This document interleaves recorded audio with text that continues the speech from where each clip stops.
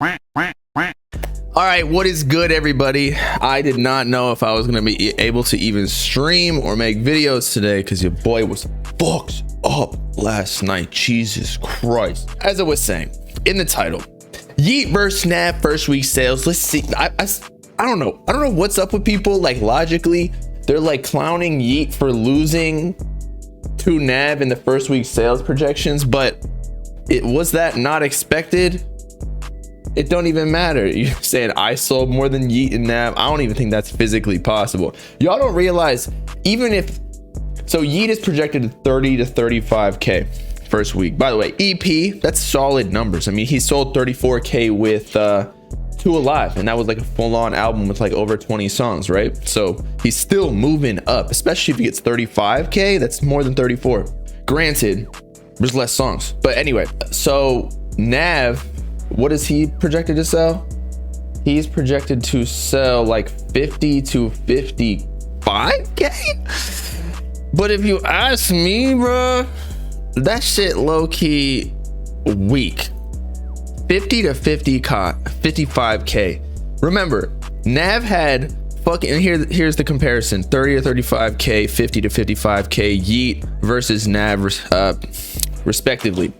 However, remember, Nav literally had like the whole fucking squad, the Avengers, on his project. Travis Scott, Lil Baby. I mean, he even had Drake in a podcast on Nelk, he said, but he took it off. If he had Drake, that would have boosted that shit to 100K. So features are huge because it brings so many fan bases, whereas Yeat only had Lil Uzi Vert, which Nav had as well on 2 songs, bruh.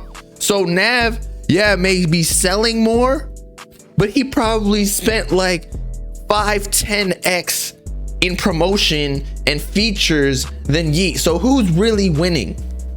The profit margins are just not the same. And I'm not trying to say or like be on Yeat's side necessarily, although I am, just because, you know, again, I do not necessarily think that Nav is that great of an artist. But also, people are telling me that Nav is utilizing merch bundles, which I'm not entirely sure. Apparently, like the rules are, if you ship out merch bundles or like hoodie or whatever, like the merch for your album, within the same week of the first week, it gets counted.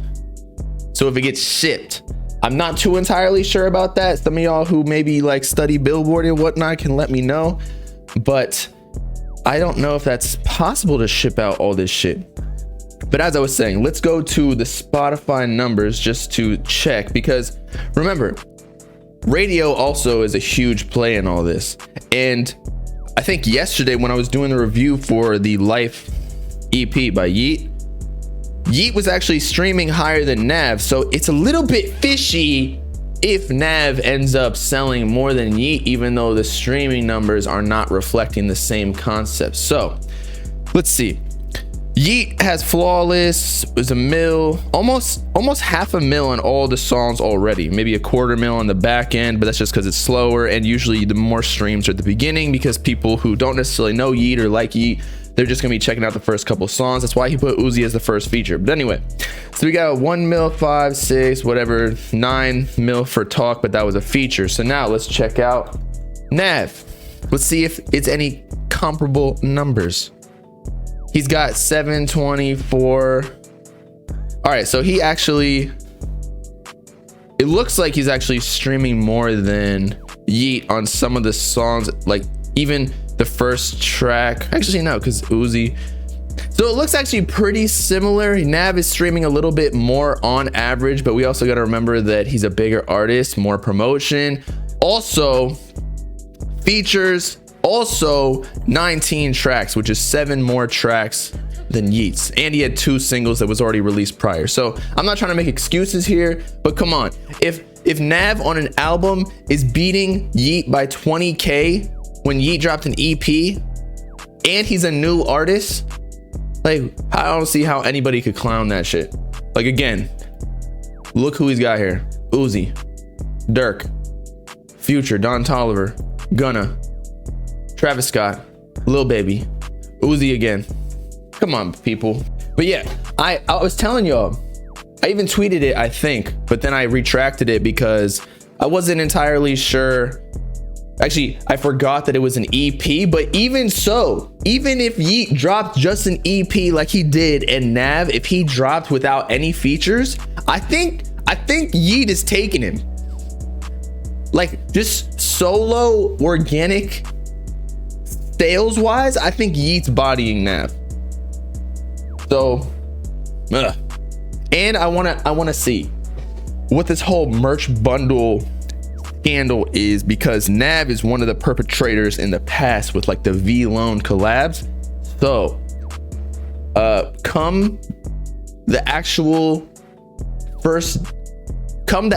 first week sales numbers, I want to see what the physical copies or what the like whatever the terminology is for the actual physical album sold, because that usually indicates merch bundles.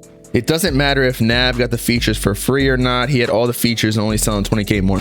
Well, even if you got them for free, usually these artists kind of do like feature swaps, but honestly, there's no way that he got these for free. Like Uzi's probably like 100K, I think.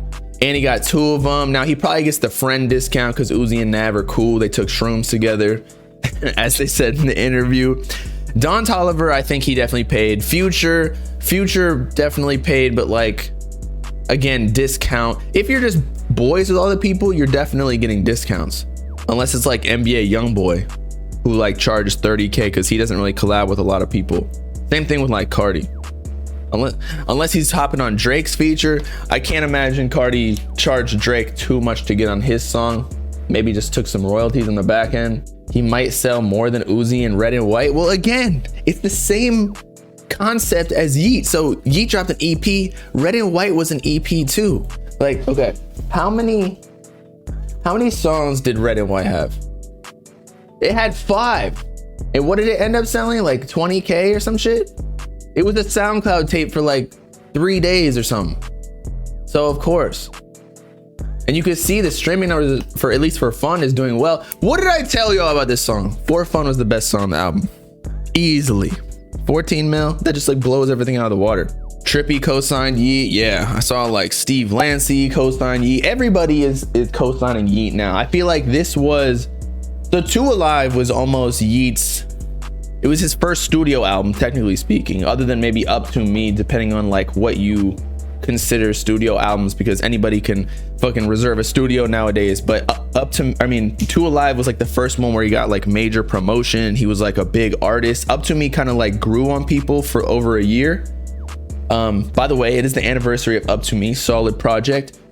But then this one, Life, after we got the Uzi feature, the Gunna feature, the Young Thug feature on 2 Alive, like now everybody else in the mainstream, like there's no more early adopters on like the marketing graph. Like now he's like mainstream. He got a fucking Lyft sponsorship. Come on. So now you'll see all these celebrities come out and like co-sign him and shit. Like honestly, if you were smart as an artist and you wanted to be like cool in the eyes of the kids, like the time to co-sign Yeat was like back in Up To Me. But I feel like Trippy actually gave him a co-sign a long ass time ago, just because Trippy, you know, chills with like Can and Summers and whatnot.